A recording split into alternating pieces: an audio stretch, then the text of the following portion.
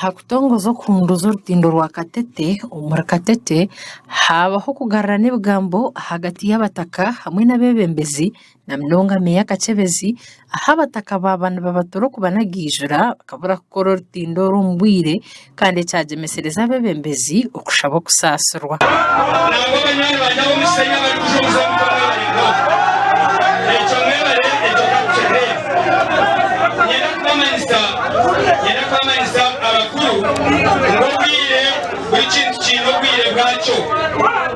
kandi niyera kubamanisa ngo umuhumure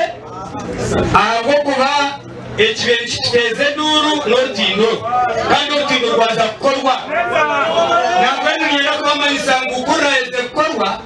hati niza kureba cy'umuragano uwakigambe naje kucyaka nitwa bebembezi tucyana amakoka niyera mukimanya nitwa bebembezi sometimes ndubasa correction hasa omubira kushu nekintu kikumere munonga omuntu kwemerera tuno rubanja rwanje and it would be simple tuichirizana ekokora in September abantu twebembera aba n'abantu bino bwenge bakwetegereza betegereze munonga so ekikuba kitambura mbisho cyona ntibe kikora ki kiba kirebe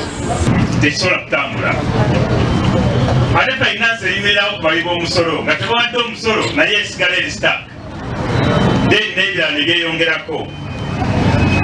ntuusa okusooka okwetonda eri abantu bonna ab'embalala abakoseddwa olw'omulimu guno okutatambula mu kaseera akaali kasubiddwa. The response was not done in the right time.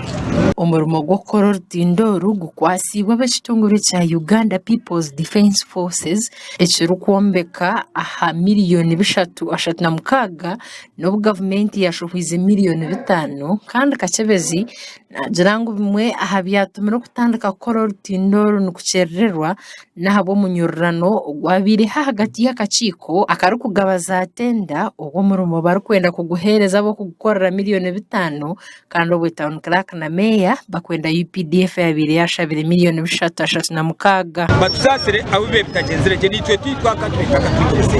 konka sento uzizire aba UPDF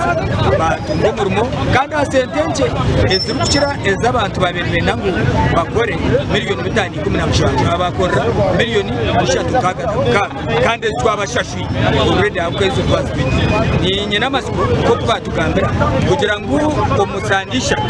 nibija kwa batwiro mutwo kandi nyine amasiko menshi kugira ngo icyo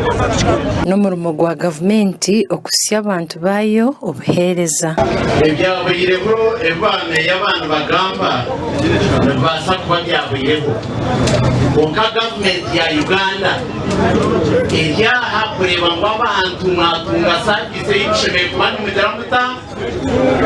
n'ubwo gukora urutindo kwatongozebwa abataka bagira enteekateeka zitakushana n'obwo abingi baguma biine ebuuzo bingi otiireho n'okwebuuza ahu baragume nibarabarwa abantu bikorwa bodaboda twine okwemulugunya kugira ngu tubatugambira kweyi baratera akatindo kokuraba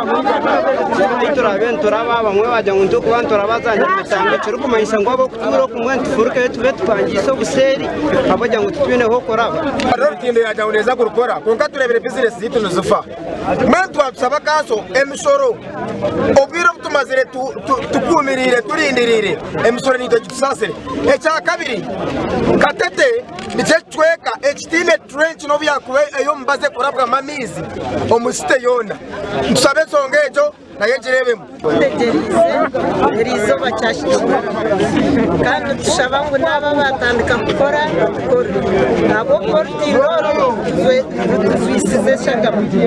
sakura abanyamitanga ukarugayo kaza kuzo tubire twabire abarimo yebembiremo mukombe ko rutindoru ahabwa UPDF yaraganisa ko abataka abino bukugo mukombeka nibija kuhebwa emirimo kandi nibija kuhunduza orutindo kurungi. Content ya 40% abantu abakozi kuba bari igana 40 makumyana ni baba ba local, even at times it's beyond the 40%. So it is a form of operational separation. Tutaka watu wa center zone outside the area etukoreramu. That's why we possess our local people who support nature n'abafune a living. Kugira haba UPDF umurimo gwo kunduza orutindo nyuma yo kutongozwa niguza kutandika izobe rya nyenshakare. The Uganda flag is a sign and a signal that the rehabilitation of this historical bridge of Katete begins today by the mighty